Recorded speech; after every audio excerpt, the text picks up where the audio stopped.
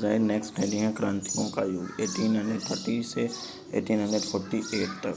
जैसे जैसे रूढ़िवादी व्यवस्थाओं ने अपनी ताकत को और मजबूत बनाने की कोशिश की, यूरोप में अनेक क्षेत्रों उदारवाद और राष्ट्रवाद क्रांति से जोड़कर देखा जाने लगा। इटली, जर्मनी के राज और ऑटोमन साम्राज्य के जज्बे, आयरलैंड और पोलैंड ऐसे ही कुछ क्षेत्र थे। इन क्रांतियों का नेतृत्व उदारवाद राष्ट्रवाद ने किया, जो शिक्षित मध्यवर्गीय विशिष्ट लोग थे। इन्हें प्रोफेसर, स्कूल अध्यापक, क्लर्क, वाणिज्य व्यापार में लगे मध्यम वर्गों के लोग शामिल थे। रूढ़िवादी व्यवस्थाओं की ताकत मजबूत बनने लगा। इसमें राष्ट्रवाद क्रांति से जुड़े लोग, जर्मनी और क्रांतियों से उदारवाद, राष्ट्रवाद, ये सब लोग इसमें भी शामिल थे। इसमें अध्यापक, क्लर्क, वाणिज्य, गणित के लोग भी। प्रथम विद्रोह फ्रांस में जुलाई 1830 में हुआ। वो राजा जिन्हें 1815 के बाद रूढ़िवाद प्रतिक्रिया के दौरान सत्ता बहाल किया गया था, उन्हें अब उदारवाद क्रांतिकारों में उखाड़ फेंका। उनकी जगह एक संवैधानिक राजतंत्र स्थापित किया गया, जिसका अध्यक्ष लुई फिलिप था। मेटरनिक ने एक बार यह टिप्पणी की कि जब फ्रांस जीतता है तो बाकी विद्रोह भड़क गया। इसके फलस्वरूप यूनाइटेड किंगडम ऑफ नीदरलैंड से अलग हुआ। जब सर्दी जुकाम की व्यवस्था से ये भड़क गया तो वहाँ यूनाइटेड किंगडम वहाँ नीदरलैंड का जो अलग हो गया। ये घटना जिसने यूरोप में शिक्षित अभिजात वर्ग और राष्ट्रीय भावनाओं का संचार किया था, ये यूनान का स्वतंत्रता संग्राम था। यूनान का एक स्वतंत्र 15वीं सदी में यूनान ऑटोमन साम्राज्य का हिस्सा राष्ट्रवाद का प्रगति। यूनानियों ने आज़ादी के संघर्ष 1821 में आरंभ किया। राष्ट्रवाद और पश्चिमी यूरोप में अनेक लोगों को समर्थन मिला जो प्राचीन यूनानी संस्कृति होती रखते थे। कभी कलाकार यूनान और यूरोपीय सभ्यता का पालन करके प्रशंसा की। एक मुस्लिम साम्राज्य युद्ध संघर्ष मत छुटाया और अंग्रेज कबीला धन इकट्ठा किया। युद्ध लड़ने में ही गए और 1824 में बुखार से उनकी मृत्यु हो गई। जब युद्ध लड़ा 18 क्रांतिकारी वहाँ का ऑटोमन जो था वहाँ के लोगों से, तो उसकी मृत्यु एक युद्ध में लॉर्ड बायरन द्वारा धन इकट्ठा करने में लड़ने में हुआ और उसकी मृत्यु हो गई। 1832 में कुस्तुमिया के संधि यूनान को एक स्वतंत्र राष्ट्र की मान्यता दी गई। उसकी मृत्यु के बाद ही कुस्तुमिया के लोग संधि कर लिए और यूनान को अपने पक्ष में कर लिए। रूमानी और कल्पनाओं और राष्ट्रीय भावना नेक्स्ट में। राष्ट्रवाद का विकास केवल युद्धों और क्षेत्रीय विस्तार से नहीं हुआ। राष्ट्र के विचार के निर्माण संस्कृति एक अहम भूमिका निभाई।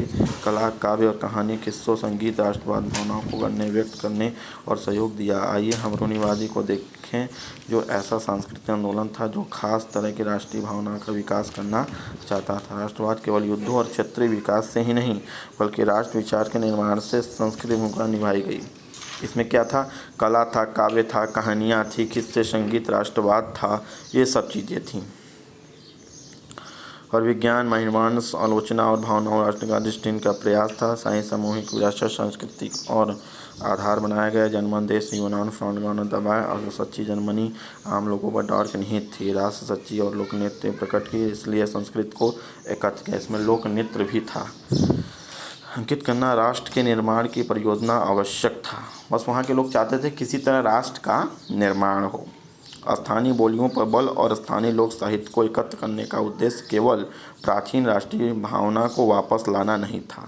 वहाँ के स्थानीय बोलियों का जो बल था वो साहित्य केवल राष्ट्रीय भावना को पाना ही नहीं, बल्कि राष्ट्रीय संदेश और ज़्यादातर पहुँचना, जिनमें कि 18वीं सदी के अंत रूस, फ्रांस, ऑस्ट्रिया बड़ी शक्तियों का भी विभाजन हुआ। इनमें बड़ी बड़ी शक्तियों देशों की विभाजन हुई बटी। यद्यपि पोलैंड स्वतंत्र भू क्षेत्र नहीं था, किंतु संगीत भाषा में जरिए राष्ट्रीय जीवित और सम्मेलन की कुश्तियों में राष्ट्रीय संघर्ष के आरोप में गुणगान और माजुर्का लोकतंत्र राष्ट्रीय प्रतीकों में बदल दिया। भाषा ने राष्ट्रीय भावनाओं का विकास एक महत्वपूर्ण भूमिका निभाई। कब्जे, पुलिस और स्कूलों बलपूर्वक हटाकर रूसी भाषा को हर जबरन लादा। 1831 में रूस एवं सशस्त्र विद्रोह द्वारा आखिर तक कुचल दिया गया। इसके आदेश सतत राष्ट्रवाद का एक हथियार बना। चर आयोजन संपूर्ण इस्तेमाल नतीजा यह बड़ी संख्या पदाधिकारियों विस्फोट में डाल दिया गया। रूसी अधिकारियों साइबेरिया में उन्होंने रूसी भाषा को रूस प्रभुत्व का अधिकार देने जाएगा।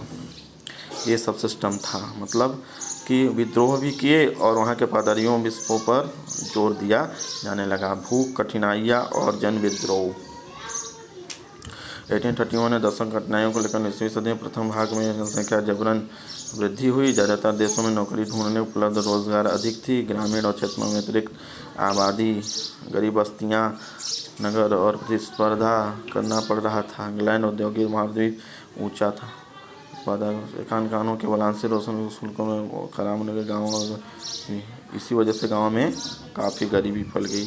1848 में ऐसा ही एक वर्ष था जहाँ खाने पीने की बेरोजगारी पेरिस सड़कों पर उतारा है, जगह जगह पे और सभा गणतंत्र 21 वर्ष में उपयोग वयस्क और मताधिकार गारंटी रोजगार स्थापित हुए। 1840 सेल्सियाबुन कोरोना के खिलाफ विद्रोह और कच्चा माल देखा, परंतु उन्होंने में 4 जून और 2 बजे कोरोना भीड़ में निकली और 2 कतारों में पहुंची। ज़्यादातर घड़ा व्यवहार और फर्नीचर मिट्टी और एक, हालांकि इनमें इनकार कर देगा। उदारवादी की क्रांति जो अच्छी थी, उनकी क्रांति कैसे 1848 में एक यूरोपीय भुखमरी मजदूरी में तो समानता बढ़ेगा, मध्यवर्गीय क्रांति हो रही थी।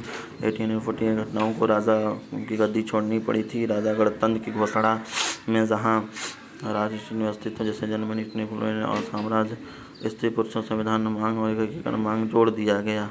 मतलब एक एक मांग सबकी जोड़ गया, एक समानता का वाद हुआ और उससे राष्ट्र निर्माण और संविधान, प्रेस स्वतंत्रता, आज़ादी, संसदीय सिद्धांतों का भी अधिकार था। जर्मनी इलाकों में बड़ी संख्या राजनीतिक संगठनों का शहर और मिलकर जनमन और पक्ष फैसला 18 मई 1848 को 1831 निर्वाचित में एक जुलूस स्थान ग्रहण किया। संसद प्लोसन जर्मन राष्ट्र में सौंपी गई, प्रतिनिधि को राजा स्वीकार, कुलीन विरोध, वहीं संसद सामाजिक कमज़ोर पड़ गया। मतलब इतनी ज़्यादा वहाँ के अत्याचार हुआ कि संसद का जो एक समानतावाद था वो कमज़ोर पड़ने लगा। उदारवादी आंदोलन, महिलाओं और राजनीतिक अधिकार प्राप्त करने मुद्दा विवाद। हालांकि आंदोलन में वर्षों से बड़ी संख्या महिलाओं का राजनीतिक संगठन और अखबार राजनीतिक बैठक में असेंबली का चुनाव होने लगा। मताधिकार वंचित रखा गया था। जब सेंट पॉल चर्च और फ्रैंकलिन संसद और आयोजित की गई तब महिलाओं को केवल प्रेक्षकों हैसियत के 10 दीर्घों पर खड़े होने दिया। मतलब महिलाओं पर काफ़ी घोर अत्याचार था। जब चर्च सेंट पॉल संसद हुआ तब उनको कुछ मोहलत मिली है। हालांकि ये रूढ़िवाद ताकतें 1848 में उदारवाद आंदोलन में दबा पाने पर कामयाब नहीं हुई, किंतु वो पुरानी व्यवस्था बहाल नहीं कर पाई थी। राजाओं और समय आना शुरू हो गया। उदारवादी अधिकारों रियासतें और दमन का चक्र समाप्त किया गया। 1848 में यूरोपियन को राजधानी और पश्चिमी 1850 बदल चुके थे। इस बार रूस और बंधुओं में समाप्त कर दी गई। हानबर्ग शासकों ने हंगरी के लोगों को ज़्यादातर स्वायत्तता प्रदान की गई। हालांकि इसमें निरंकुश मैज्ञानों के प्रभुत्व का रास्ता ही साफ। इसमें जो समझ में न आए बच्चों को वो क्वेश्चन बाय क्वेश्चन पूछ सकते हैं, क्वेश्चन करके पूछें और उसको बाद में समझें, उसको पढ़ें और समझें।